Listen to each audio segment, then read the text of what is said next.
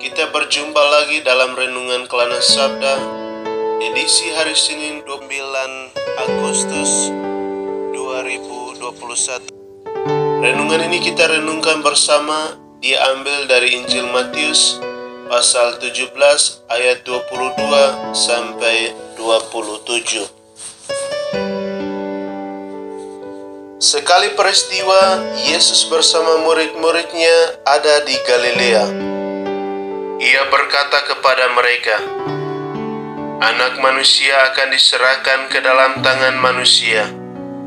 Mereka akan membunuh dia, tapi pada hari ketiga ia akan dibangkitkan." Maka hati para murid itu pun sedih sekali. Ketika Yesus dan murid-muridnya tiba di Kapernaum, datanglah seorang pemungut pajak bait Allah kepada Petrus dan berkata, "Apakah gurumu tidak membayar pajak 2 dirham?"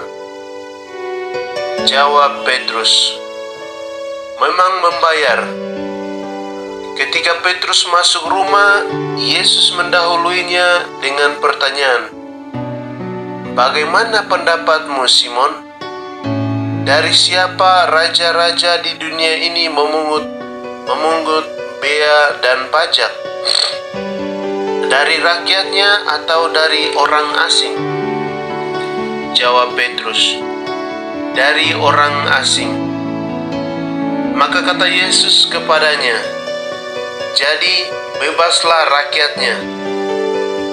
Tetapi agar kita jangan menjadi batu sandungan bagi mereka, pergilah memancing ke danau, dan ikan pertama yang kau pancing, tangkaplah dan bukalah mulutnya. Maka engkau akan menemukan mata uang 4 dirham di dalamnya. Ambillah itu, bayarlah kepada mereka, bagiku dan bagimu." Demikianlah Injil Tuhan. Yesus secara terbuka mengatakan kepada para murid bahwa ia akan mengalami penderitaan, kematian, dan kebangkitan.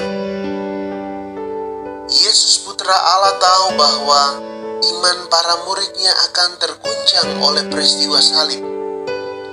Maka ia dengan terus terang menyampaikan penderitaan yang akan dialaminya, agar supaya mereka tetap beriman kokoh kuat pada saat peristiwa salib. Para saudara dan saudari yang terkasih, para murid Yesus yang hari-hari mengikuti Yesus kemana-mana, menyaksikan banyak mujizat yang dilakukan oleh Yesus, dan Yesus berulang kali memberitahukan penderitaan dirinya. Namun kita tahu bahwa pada waktu ia menderita dan sengsara, banyak murid yang ketakutan dan lari meninggalkan Yesus. Murid Yesus yang paling dekat dengan Yesus pun menyangkal Yesus di depan banyak orang dalam peristiwa salib. Para murid lupa akan pemberitahuan Yesus tentang penderitaannya. Para saudara dan saudari yang terkasih, perjuangan iman kita akan Yesus Kristus saat ini lebih berat dibandingkan para murid Yesus. Kita bukanlah orang-orang yang hidup sezaman dengan Yesus dan hidup secara nyata bersama Yesus seperti para murid. Dalam mengikuti dan mengimani Kristus selama hidup di dunia ini, kita akan berjumpa dan berhadapan dengan berbagai macam persoalan, kesulitan, godaan, dan penderitaan. Kita hendaknya melihat semua persoalan, kesulitan, godaan, dan penderitaan itu sebagai penderitaan Yesus yang perlu kita terima.